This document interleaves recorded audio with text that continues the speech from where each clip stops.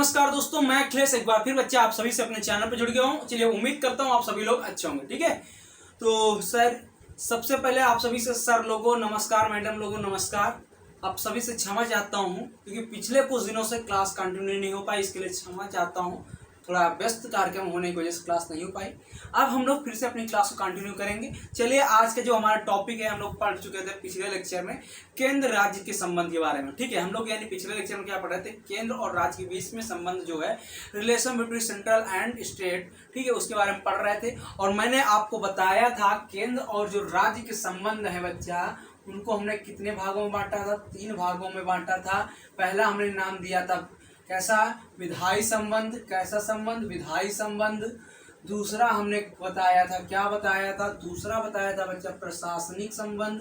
प्रशासनिक संबंध। दूसरा क्या बताया था? प्रशासनिक संबंध। और उसके बाद बच्चा हमने तीसरा क्या बताया था? तीसरा क्या बताया था बच्चा? वित्तीय संबंध। यानी केंद्र और एक राज्य के बीच में कौन कौन से संबंध हो सकते हैं? तो 3 संबंध हो सकते हैं। विधायी संबंध, जिसको हम कानूनी संबंध कह सकते हैं, कानूनी यानी जो रूल्स एंड रेगुलेशन हो सकते हैं, कानूनी संबंध। प्रशासनिक संबंध मतलब जिस तरीके से कार्य को क्रियान्वयन किया जा सकता है, प्रशासनिक संबंध। और वित्तीय संबंध मतलब जहां पे पैसे की लेन देन की बात हो, वो क्या होगा? वित्तीय संबंध होगा। केंद्र और राज्य के बीच संबंध की बात की गई थी। और इसी क्रम में हमने पहले वाले लेक्चर में ही क्या पढ़ लिया था? विधायी संबंध। यानी इस विधायी संबंध के बारे में हम पहले लेक्चर में पढ़ चुके हैं। और आज हमें किसके बारे में पढ़ना? प्रशासनिक संबंध के बारे में। किसके बारे में पढ़ना है बच्चा? आज हमें पढ़ना है प्रशासनिक संबंध के बारे में। और हम जानेंगे प्रशासनिक संबंध के बारे में किस आर्टिकल में निहित है, क्या क्या कहता है, कौन कौन सी वो सारी बातें हैं जिनके बारे में हमें पढ़ना है। तो देखो बच्चा, प्रशासनिक संबंध की बात करें तो संविधान का जो भाग 11 है, अनुच्छेद 256 से लेकर 263 के बीच क्या बताया गया? 256 से लेकर 263 के बीच बच्चा क्या बताइए? प्रशासनिक संबंध के बारे में बात की है। किसके बारे में? भाग 11 के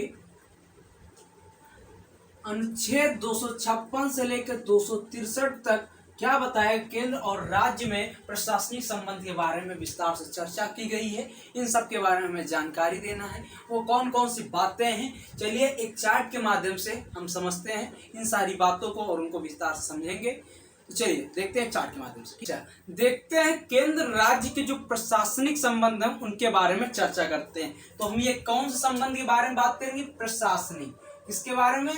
प्रशासनिक। ठीक है, प्रशासनिक संबंध के बारे में बात करेंगे।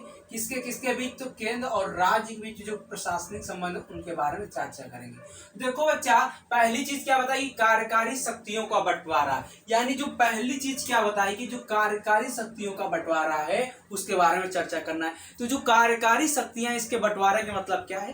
देखो बच्चा, आप सभी को पता केंद्र और राज्य के बीच जितनी भी शक्तियों का बंटवारा है किया गया। कैसे किया गया? हमारे यहाँ पे 3 सूचियां बनाई गई, एक संघ सूची, एक राज्य सूची और एक समवर्ती सूची। मैंने पहले ही बताया था कि जो संघ सूची होगी उस पर केंद्र कानून बनाएगी, जो राज्य सूची होगी उस पर राज्य कानून बनाएंगे, जो समवर्ती सूची होगी इन पर दोनों लोग मिलकर कानून बनाएंगे। लेकिन मान लो समवर्ती सूची पे केंद्र और राज्य के बीच में आपस में कोई कार्य नहीं बन पा रहा है या कोई कानून समन्वय नहीं बन पा रहा है, तो वहां पर केंद्र का कानून या केंद्र का जो भी बात होगी वो प्रतिनिधित्व करेगी, वो लीडरशिप करेगी। यानी यहाँ पर राज्य की जो पावर है उसको सप्रेस किया जाएगा। इसी तरह कार्यकारी शक्तियों का पूर्णतः विस्तार रूप से अलगाव किया गया है।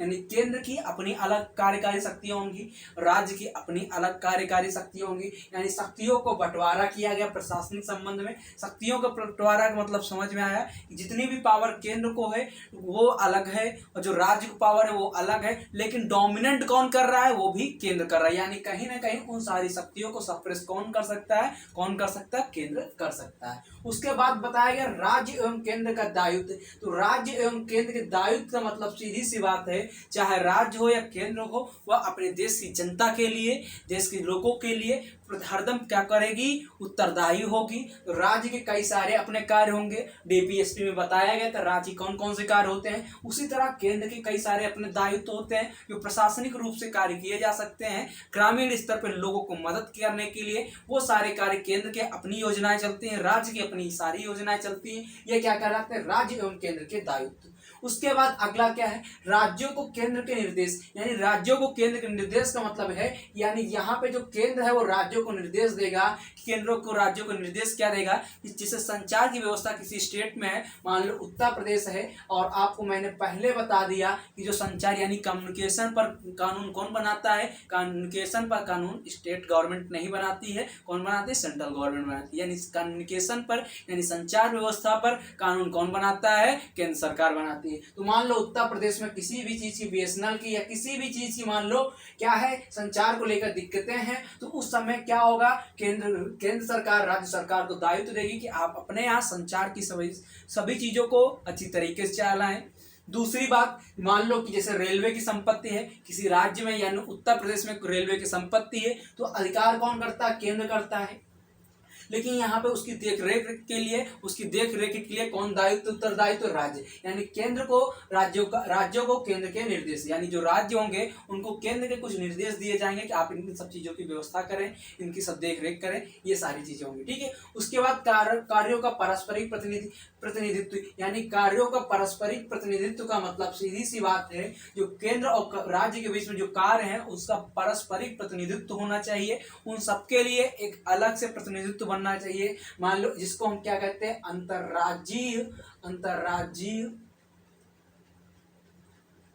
अंतर्राज्यीय व्यवस्था, इसको हम अंतर्राज्यीय व्यवस्था कहते हैं। व्यवस्था जो आर्टिकल 263 में, संविधान के आर्टिकल 263 में निहित है, आर्टिकल के संविधान के 263 में निहित है, यानी अंतर्राज्यीय परिषद की व्यवस्था की बात कहाँ कही गई है, तो आर्टिकल 263 में निहित है। उसके बाद क्या बताइए, केंद्र और राज्य के बीच सहयोग, यानी केंद्र और राज्य के बीच सहयोग है, यानी जो सीधी सी बात है, जो अंतर्राज्यीय व्यवस्था है, इसी के माध्यम से केंद्र और राज्य के बीच में आपस में सहयोग बनाया जाएगा। या अंतर्राज्यीय का मतलब समझ लो क्या होता है, तो अंतर्राज्यीय का मतलब क्या होता है, मान लो एक उत्तर प्रदेश है और ठीक है, और एक एमपी है, इन दोनों स्टेटों के बीच में कोई विवाद हो गया तो इसका सुलह कौन कराएगा, इसका सुलह कौन कराएगा, राज्य कराएगा। इसीलिए क्या कहा गया, कार्यों केंद्र और राज्य के बीच सहयोग, यानी केंद्र और राज्य के बीच क्या होगा, जो सहयोग होगा। और ये सारी की सारी चीजें कहाँ से होंगी, अंतर्राज्यीय व्यवस्था के अंतर्गत आएंगी, जो आर्टिकल 263 में बताया गया, ठीक है। उसके बाद क्या बताया गया, अखिल भारतीय सेवाएं। देखो बच्चा, आप सभी को पता है देश में आर्टिकल 312 के तहत, हमारे संविधान में आर्टिकल 312 के तहत इसके बारे में चर्चा की गई है, अखिल भारतीय सेवाओं के बारे में चर्चा की गई। आर्टिकल 312 के तहत बच्चे, संविधान के अनुच्छेद 312 के तहत इसके बाद की गई, देश में क्या बताया गया कि क्या होंगे, अखिल भारतीय सेवाएं होंगी। अखिल भारतीय सेवाओं में कौन कौन सी आती है, आईएएस, आईपीएस, ठीक है, और उसके बाद आईएफएस आती है, आईएएस, आईपीएस और आईएफएस होती है, ठीक है। देखो सबसे पहले अखिल भारतीय सेवाओं में कौन थे, आईएएस थी और आईपी थी, यानी भारतीय पुलिस थी। उसको 1950 में क्या कर दिया गया, 1947 में जब भारत आजाद हुआ तो उसको क्या कर दिया, आईपीएस यानी भारतीय पुलिस सेवा कर दिया गया, ठीक है। तो पहले तो दो थी, लेकिन 1966 में जो आईएफएस आया और इसको भी भारतीय सेवा में शामिल कर लिया, यानी अखिल भारतीय सेवा में शामिल कर ली गई। तो यानी सीधी सी बात देखें, अखिल भारतीय सेवाएं जो अनुच्छेद 312 के अंतर्गत संविधान में निहित है, उसमें तीन चीजें हैं, कौन सी, आईएएस, आईपीएस और आईएफएस। और आईएफएस को 1966 में क्या दिया गया, अखिल भारतीय सेवाओं का दर्जा दिया गया। अब ये अखिल भारतीय सेवाएं का मतलब क्या है, तो देखो बच्चा, सीधी सी बात है, अखिल भारतीय सेवाओं में जो उसका चयन होता है अखिल भारतीय सेवाओं में, मान लो तुम जो जब तुम आईएएस बन के जाओगे या तुम आईपीएस बनोगे या तुम आईएफएस बनोगे, तो क्या होगा, उसका एग्जाम कौन कंडक्ट कराएगा, सेंट्रल लेवल कराएगी, उसकी वैकेंसी कौन कंप्लीट करेगा, सेंट्रल लेवल करेगी। लेकिन आप काम तो किसी राज्य में करोगे ना, किसी स्टेट में कार्य करने जाओगे ना, उसीलिए क्या बताएगा, अखिल भारतीय सेवाओं का, यानी प्रशासनिक संबंध में देखें तो अखिल भारतीय सेवाओं जो हैं, अखिल भारतीय जो सेवाएं हैं, उनका जो चयन होगा केंद्र के द्वारा होगा, लेकिन वो जो अपनी सेवा देंगे कहाँ देंगे, राज्य में देंगे। उसके बाद एक चीज और बताएगी, लोक सेवा आयोग के बारे में। लोक सेवा आयोग का मतलब क्या है कि बच्चा, जिस तरीके से देश में अखिल भारतीय सेवाएं हैं, उसी तरीके से देश में लोक सेवा की बात कही, यानी पब्लिक सर्विस कमीशन की बात कही गई है। और यहाँ पर पूर्णतया राज्य क्या करता है, पूर्णतया राज्य क्या कराता है, एग्जाम कंडक्ट कराता है, यानी लोक सेवा आयोग में पूर्णतः राज्य एग्जाम कंडक्ट कराता है और उसके बाद पूरी भर्ती प्रक्रिया को पूर्णता करता है। यानी जो यूपीपीसीएस के तहत जो एसडीएम बनते हो, इन सारी चीज़ों को लेकर जो भी तुम बनते हो, बीईओ बनते हो, यूपीपीसीएस के अंतर्गत जो भी चीज़ें ये कौन कराता है? पब्लिक सर्विस कमीशन कराती है, यानी लोक सेवा आयोग कराता है। यानी प्रत्येक राज्य में एक लोक सेवा आयोग होगा, ठीक है। उसके बाद एकीकृत न्याय व्यवस्था। देखो इतना सब कुछ होने के बावजूद जहाँ पर हमने हर चीज़ देखी, चाहे अखिल भारतीय सेवाएं हो, चाहे लोक सेवा आयोग हो, चाहे संघ सूची हो, चाहे राज्य सूची हो, हर चीज़ों में मैंने द्वैध शासन देखा, आपने भी द्वैध शासन देखा। चाहे देश में भी देश शासन है, एक केंद्र का सरकार, एक राज्य की सरकार है, परंतु भारत में एक सबसे महत्वपूर्ण बात क्या है? एकीकृत न्याय व्यवस्था है। चाहे जितना कुछ हो जाए, आपको सर्वोच्च न्यायालय सिर्फ एक ही मिलेगा, सुप्रीम कोर्ट एक ही मिलेगा। वो कहाँ मिलेगा? बच्चा नई दिल्ली में मिलेगा। आर्टिकल 124 के तहत क्या बताया गया? भारत में एक सर्वोच्च न्यायालय होगा। और यही क्या बताती है? पूरे भारत में सबसे बड़ी खासियत यही है कि यहाँ पे चाहे जितनी चीजें हों, सब कुछ तो अलग अलग हो सकता है, लेकिन न्याय के लिए सिर्फ और सिर्फ एक ही दरवाजा है, वो क्या है? सुप्रीम कोर्ट है। यानी इन सभी चीजों को होने के बावजूद भी भारत में चाहे प्रशासनिक संबंध में चाहे जितने बंटवारे हो जाए, फिर भी क्या बताया गया? एकीकृत न्याय व्यवस्था। तो उम्मीद करता हूँ जो प्रशासनिक संबंध थे केंद्र और राज्य के बीच में, जितनी भी चीजें थी, सारी चीजों को डाउट क्लियर हुआ। अगर डाउट क्लियर हुआ तो प्लीज लाइक करना, चैनल को शेयर करना, सब्सक्राइब करना। और उम्मीद करता हूँ आज के लेक्चर आपको समझ में आया। अगर प्लीज दोस्तों अच्छा लगा तो इसको लाइक करो। देखो कुछ चीज़ें हो सकती हैं जो तुम्हारे समझ से ऊपर गई हो, क्योंकि तुमने पहले नहीं पढ़ा, और हमारा जो लेवल है हो सकता है थोड़ा टफ रहा हो, क्योंकि ये सारी चीज़ें ऐसी हैं जब आपको 2 से 3 बार रिवीजन करना ही पड़ेगा। तो फिर से कहूँगा इस वीडियो को 2 से 3 बार देखो, 2 से 3 से बार नहीं, मतलब 2 से 3 बार देखो, सिर्फ और सिर्फ 2 से 3 बार देखो। 2 से 3 बार देखोगे जैसे ही समझ में आने लगेगा। और उम्मीद करता हूँ, मेरी पूरी कोशिश यही रहती है कि आपको हर चीज़ समझ में आए। फिर भी कोई डाउट है बच्चा तो आप कमेंट सेक्शन में पूछ सकते हैं, यूट्यूब पे कहीं पे भी, टेलीग्राम पे, मेरे यूट्यूब चैनल पे कहीं पे पूछ सकते हो, टेलीग्राम पे पूछ सकते हो, व्हाट्सएप पे पूछ सकते हैं, इंस्टाग्राम में कहीं पे पूछ सकते हो। और एक मेरा कॉन्टैक्ट नंबर है 831878। देखो यहाँ पे हम लिख दे रहे हैं, यहाँ पे बच्चे हम अपना कॉन्टैक्ट नंबर लिखे दे रहे हैं 8318। ये क्या है? 8318781729, यानी 8318781729 पर आप कॉल मैसेज कुछ भी करके आप अपने सारे डाउट्स को क्लियर कर सकते हैं। तो बच्चा फिर से बता दें, 18 अप्रैल से हमारा एक ऑफलाइन बैच स्टार्ट हो रहा है। कहाँ? संदीप क्लासेस में, मॉर्निंग में सुबह 6 से 7:15। आप एक बार आएँ, क्लास में डेमो जरूर लें, और डेमो लें और उसके बाद फर्क देखें, उसके बाद दिन क्लास को ज्वाइन करें। उम्मीद करता हूँ आज के लिए आपका लेक्चर पसंद आया होगा।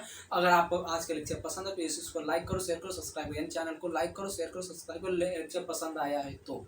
ठीक है, आज के लिए इतना ही। पढ़ते हैं उसका जय हिंद जय भारत। लाइक करना ना भूलें, शेयर करना ना भूलें, सब्सक्राइब करना ना भूलें। ठीक है, आज के लिए इतने। पढ़ते हैं उसका जय हिंद जय भारत।